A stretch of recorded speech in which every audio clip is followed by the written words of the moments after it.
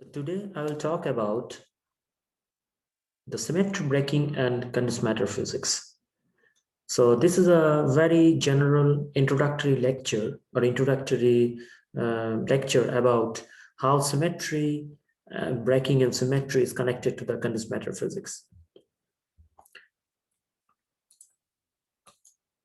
So to begin with, let me first give a quote by Philip Anderson, a great theoretical physicist. So in one of his articles in 1972, which was published in Science, Philip Anderson wrote that it is only slightly overstating the case to say that the physics is the study of symmetry. Yeah, so this is certainly a little bit exaggerated statement, but it suggests that how symmetry and the role of symmetry is important if you really want to understand physics. There are a lot of things you can do, or at least your things will be much more easier if you really apply different rule of symmetry. So therefore, I think this is quite interesting to take this quote, that it is only slightly overstating the case to say that physics is the study of symmetry. Okay, so when you talk about symmetry, then of course it is worthwhile to know where from this symmetry word actually came from. So the original sense of the Greek word symmetros is well proportionate or harmonious. Yeah. So for example, if you take a picture of a butterfly, then you can see how this is symmetric in nature. But in general, we can talk about in that way that symmetries of geometric object in space, which is actually the spatial symmetries, and then symmetries of the laws of nature, which is actually the physical symmetry. So therefore, spatial symmetries and the physical symmetries, this way we can identify, or we can disentangle the symmetries in general. So as we proceed further, let us first know what is actually symmetry, how to define symmetry. Yeah.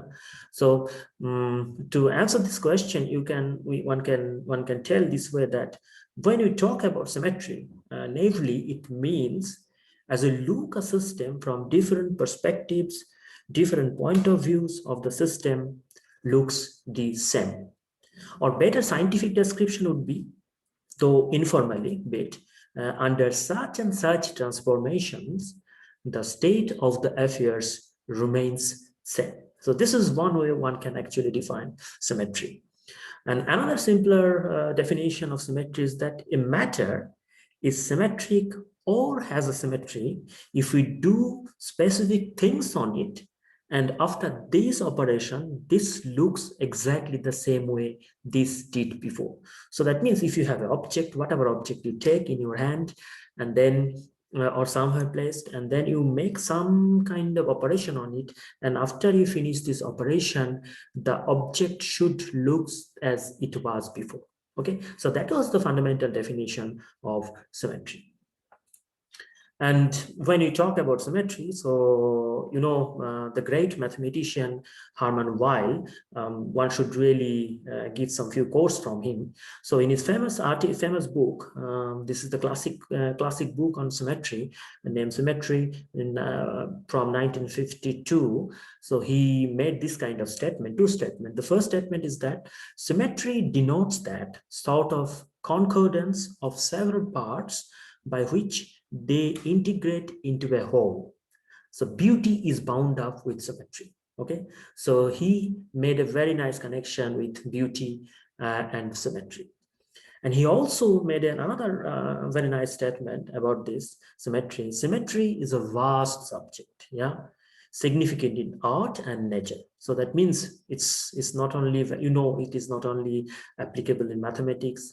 It's application, huge application in physics, in chemistry, in nature, biology, everywhere. And so he told that mathematics lies at its root, and it would be hard to find a better one on which to demonstrate the working on the mathematical intellect. Yeah, so that means if we really want to understand symmetry, it is really important to understand the mathematics behind it. Yeah, so the heart of the symmetry is definitely the mathematics. Yeah.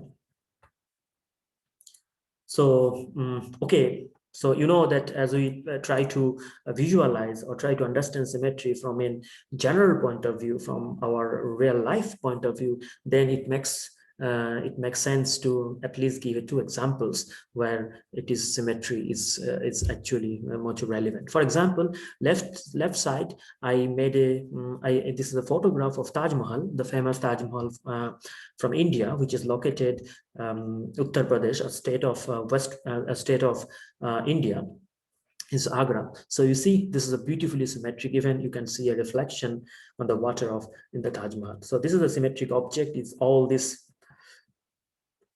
pillars are symmetrically located, and individual structures are also very much symmetric with respect to each other. But a little bit different example, if you see the globally, this is also a very old structure from India, from the Madhya Pradesh. This is located in Khajuraho. So there, as a whole, the system doesn't look that much of symmetric. But if you go make a more closer inspection, you will see that this system is also locally more symmetric in nature. Okay. And now if you really move a little bit in Europe, so symmetric and asymmetric cathedral, for example. So this is a cathedral located to Milan, and so you see this is highly and beautiful symmetry preserved there. So if you see left side or the right side, and this is the symmetric object. But in the other side, there is another cathedral. You see this symmetry is not really this two side doesn't really look like a symmetric. It is probably the reason behind is that it made this cathedral was developed over the hundreds of years maybe, and some second person came and he thought, okay, I don't like this and I need to do a little bit different way this other side. So therefore he made it on his way, and then it looks pretty different. So this is where one can also distinguish between symmetrical and the asymmetric cathedral. Okay, so a little bit more example. For example, if you take a symmetric decoration, this is what I have shown. It is a picture of a light, LED light, and usually this light I used to place in my during Christmas time or winter time in my home. And what you can see, this is beautifully symmetric object, and that reflects. So that also reminds us the snowflakes. Yeah, the snowflakes is a very complicated object. It's a beautiful object, but there are a lot of symmetry issues are there, and it's really it's nice thing. So therefore, the symmetric decoration, one can see this is a symmetric object. Now, another little bit nature, which is you can see, for example, this Turritella duplicata. This is also a very nice symmetric, and there are very nice mathematics involved because of this spiral natures, how the spiral natures and develop, and one can really make some mathematical calculations to get this kind of specific structure or the specific symmetric nature. So this also you get in nature. And more example one can draw, for example, in flowers or in butterfly or in nature, in trees, everywhere you can find some symmetries and some beauties, and then you can try to correlate these things with mathematics and so on. So yeah, but now let's took a little bit deeper inspection or deeper or closer look how we can understand symmetry. For example, here I try to plot a circle. So that means it's a two-dimensional circle. And so this two-dimensional circle, let's see what kind of symmetry this has. So if you make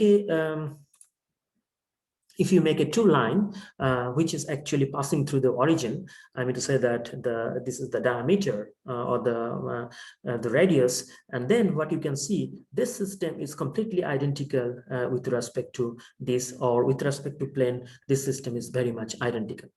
So you can make many lines which is passing through the origin, many lines, and then but still the system is actually the symmetric. So the take-home message is that infinite number of planes passing through the center, and the system looks identical and symmetric. Yeah. But if you go a little bit beyond, so that means go from two-dimensional space to three-dimensional space. So that means if you really take a three-dimensional sphere, and then in case of three-dimensional sphere, you have both planar and rotational symmetries there. So you can make infinite numbers of planes which pass through the origin of the sphere, or you can make any kind of rotation. After this completion of this rotation of the planes, you cannot identify any difference. Yeah. So that means this is a symmetry, both planar and rotational symmetry is there in the system. For example, then if you take a rectangle and if you make a few degrees of rotation, you see these things doesn't look with the second one. But if you make a 90-degree rotation, still this is not identical with its initial state. And then if you more make rotation, then still it is not identical. But if you make exactly 180-degree rotation, then you cannot really distinguish between number 1 and number 5. Similarly, if you take a square and make a few angles rotation, that doesn't look to the previous state. But if you make a 90-degree rotation too, this is actually the similar to the previous one. So that means this is symmetric to 1s3 is symmetric. Yeah, so that means some degree of rotation, this system retains its original state. So that means this is 90-degree rotational symmetries is there, and for rectangle 180-degree rotational symmetries is there. You can take a hexagon, and then also you can make this kind of similar operation. Then you'll find that 6 actually plane of symmetry you'll find. Yeah. So these things you can go more and more. So now let's understand, for example, what you heard when you were talking about the physics and the different words you can heard about symmetry, like discrete symmetry, like continuous symmetry, and under this umbrella of discrete and the continuous symmetry, you heard the words like bilateral, the mirror symmetry, translational symmetry, planar symmetry, parity or inversion symmetry, rotational symmetry, time reversal symmetry, and so on. But all the symmetry words what you have heard here, they are not all that they are not all of them are actually relevant for condensed matter physics. Only few of them are actually relevant. For example, the time reversal symmetry is very, very relevant. Translational symmetry is also very much relevant. And sometimes also this rotational, some inversion symmetry. So mainly this translational, the time reversal symmetry and the translational symmetry is quite often relevant for our condensed matter physics. Yeah. So now the question is, what is actually the discrete symmetry? Yeah. So whenever you talk about the symmetry, and the best example of symmetries is definitely given by the crystal. Yeah.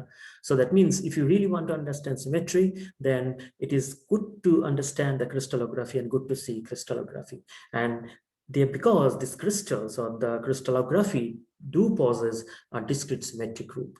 And through this discrete symmetry group, you can understand the crystallography or the crystals very nicely. Yeah, so that's the very nice example of the discrete symmetry. But what about continuous symmetry? So don't, for example, here I make a very blank slide, and this in blank slide, I mean to say that this is a kind of universe. Yeah. So in this universe, what you have basically the continuous symmetry. Why this is a continuous symmetry? Because whatever translation you do from any arbitrary point, it remains same. Yeah. So you take any part of the space of this universe, you make any whatever translation you want to do, it doesn't matter. Yeah. In any arbitrary point, it remains the same. So therefore, you have a continuous symmetry. And similarly, whatever rotation you do from any arbitrary place, it remains the same. It remains the same. So that's the universe has basically a continuous symmetry, both translational and rotation. Okay. So far so good. So we have understood the discrete symmetry, and then we also have understood a little bit continuous symmetry. And let's go a little bit further.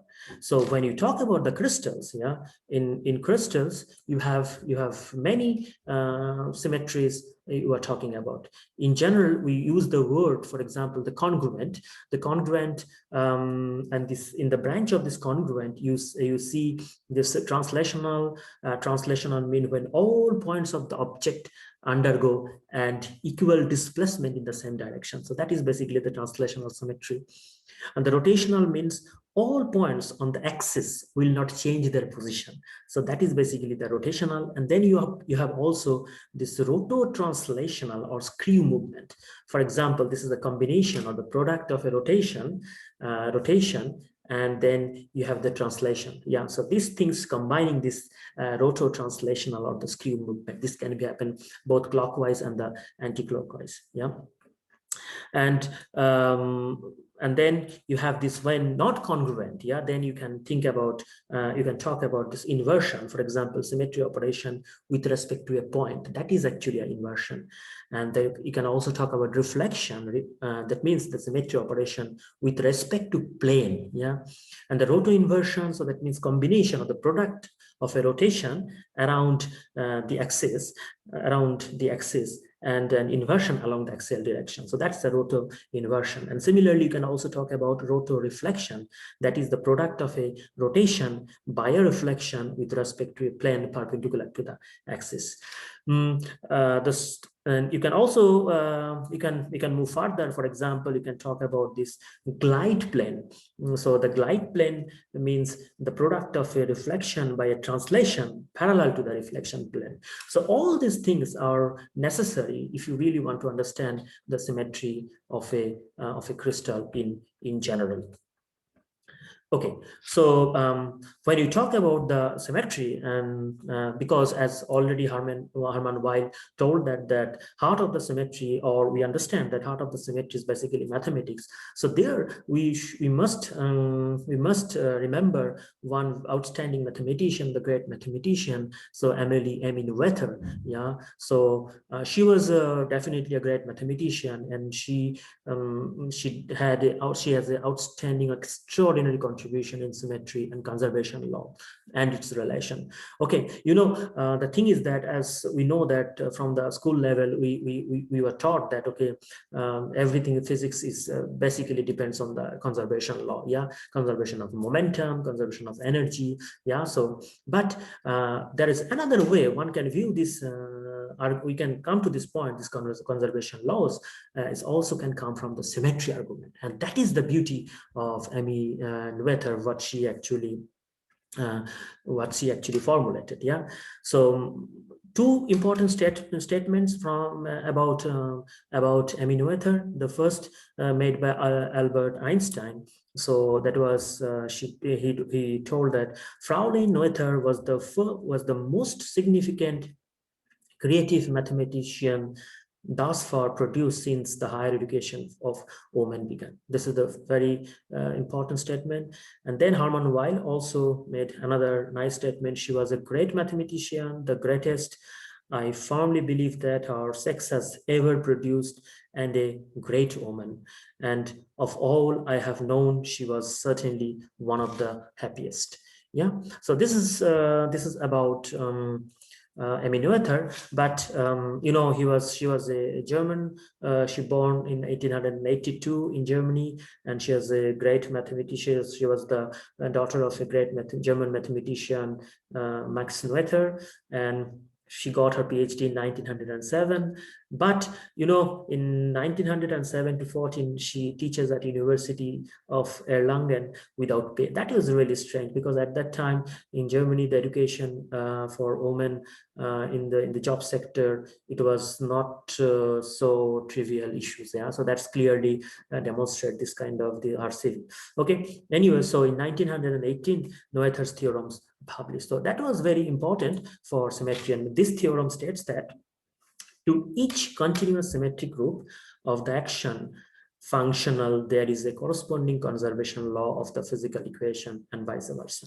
So that means what these laws actually tells us at this moment, that the symmetry and conservation laws are very much connected. For example, symmetry under space translation means that conservation of linear momentum. Yeah, symmetry under time translation means you have a conservation of energy, and symmetry under rotations means conservation of angular momentum, and symmetry under boosts moving coordinates, linear motion of the center mass. So that means the symmetry and conservation laws are very much connected. And so that means one can come to these conservation laws on the basis of this symmetry argument. That was basically the concept of amino ether, what he actually generated. And so that's the reason it was really, really a great thing. Now let's try to understand a little bit the symmetry and the phase transition. Yeah, for example, we know about gas, liquid, and solid phase. So if you take a container and if you put there a lot of gas particles, for example, let's say the 10 to the power 23 atoms there. So then at high temperature, that means gaseous phase, all the atoms are very much randomly moving here and there. Yeah, so and then it was really a very random high velocity movement. Yeah, but so that means at the first sight it looks like that this is a highly asymmetric object. Yeah, but in reality it's not, because if you see the individual atoms from any point of view, any axis, any direction, any views, yeah, this looks identical. So that means this system has a both rotational and the translational symmetry. Yeah, so that means highly symmetric phase. But if you really cool down the temperature and then all this gas become liquid, and then what you see essentially, your rotational and translational symmetry doesn't break eventually, but it actually shows some kind of phase transition. Yeah. But if you further lowering the temperature, so that means you become a solid, and then what you see, basically your rotational and the translational symmetry is broken. Yeah, so that means you have a lower symmetric state. So that means this phase transition is actually means there is a symmetry broken.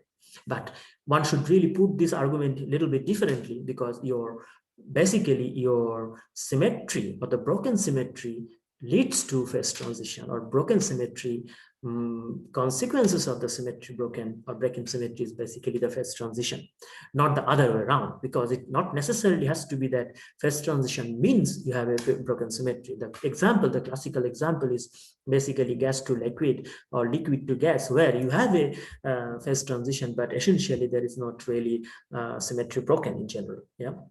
So that's a very classical case. Now let's go a little bit differently. That's, for example, the magnetism. Yeah. So when you talk, for example, iron, a very high temperature, when individual spins of the iron are randomly distributed and because of thermal fluctuations of the thermal effect, and so then the system looks in the first sight it looks very asymmetric, but not. It is a very highly symmetric state, because every individual spins, you see, you try to locate in whatever direction you want to see. The system is basically rotationally invariant and higher symmetric body or higher symmetric object. Yeah. But as you're lowering the temperature, so you have a thermal fluctuation. At high temperature, your thermal fluctuation is dominant, but the interaction between the individual spins, this is what is called the exchange interactions. And these interactions with lowering the temperature getting stronger, and then it's getting more stronger than the thermal effect. So then when this exchange interaction is actually wins, then system gets a little bit alignment. So you get a kind of, for example, here all spins are aligned in a specific direction. Yeah? And whenever all spins get aligned in a specific direction, then you essentially the system getting ordered. Yeah, magnetic order, for example, here we call it the ferromagnetic order. And this ferromagnetic order means you essentially your symmetry is broken, because if this system doesn't really have a rotationally or rotationally invariant. Yeah, so that means your symmetry is actually broken. Yeah, and so that means it's also related to the phase transition. Now if you can your system now its spins is aligned in this direction, but it can also align in this direction. So this is also ferromagnetic order. It can also align in this direction, it can also align in this direction. So, but in general, so when you combine this possible arrangement, there is a kind of also domain walls one can see in between this transition. Yeah. So the moral of the so that means the main important message is that when you're at high temperature, that means excited or the disorder state, all the spins are randomly distributed, and then as you lower the temperature in the ground state or the order state, so you have at high temperature in the disorder state you have a higher symmetric object, and at low temperature or the order state you have a lower symmetric object. So that means you are basically the symmetry is broken or the broken symmetry.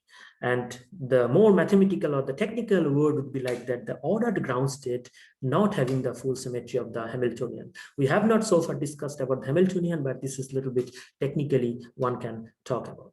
So this is for the ferromagnetic system. Okay, the system can also order in the antiferromagnetic fashion. So that means your two neighboring